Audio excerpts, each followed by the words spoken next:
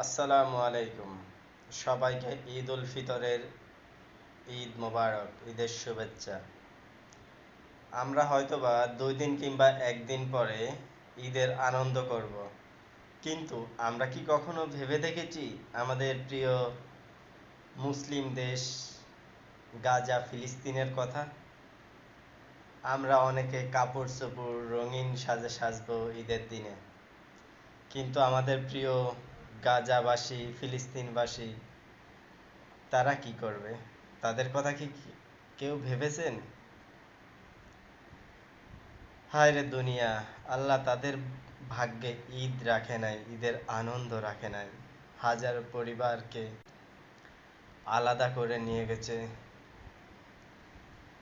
আল্লাহ তুমি ইসরায়েলকে ধ্বংস করে দাও, যারা আমাদের মুসলিম ভাই বোনের ঈদের আনন্দ কেড়ে নিয়েছে। ইয়া রব, তাদেরকে তুমি ধ্বংস করে দাও যারা আমাদের ফিলিস্তিনকে ধ্বংস করে দিয়েছে।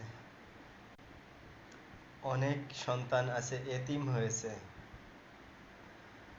অনেকের খোঁজ নাই, অনেক বাবা আছে সন্তান হারা হয়েছে। তাদের কি ঈদের আনন্দ তারা পাবে না দুনিয়াতে? হে আল্লাহ, গাজাবাসীকে আপনি হেফাজত করুন, ফিলিস্তিনকে আপনি হেফাজত করুন ইসরায়েলের হাত থেকে।